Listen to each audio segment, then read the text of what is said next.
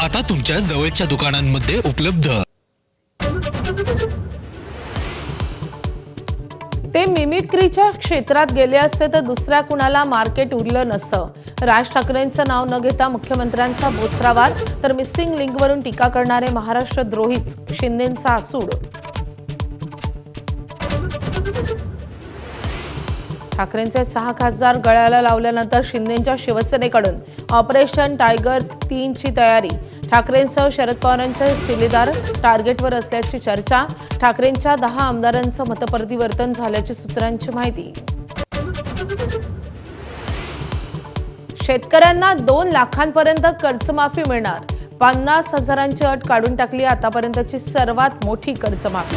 मुख्यमंत्र्यांची विधानसभेत घोषणा। रोहित पवारांकडूनही स्वागत।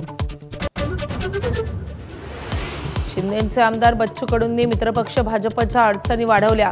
कडून ग्रामविकास मंत्री जयकुमार गोरेंविरोधात हक्कभंग प्रस्ताव तर प्रवीण दरेकर आणि कडूंमध्ये जोरदार शाब्दिक जुगलबंदी।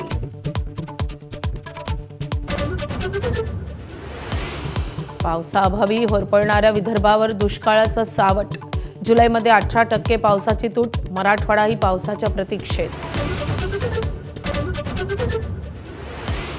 फिफा विश्वचषक 2026च्या उपांत्यपूर्व फेरीत स्पेननं बेल्जियमवर 2-1 अशी रोमांचक मात करत 16 वर्षांनी उपांत्य फेरीत धडक मारली आहे। 2010 मध्ये विश्वविजेते ठरलेल्या ला रोजा संघाचा आता उपांत्य फेरीत फ्रान्सशी सामना।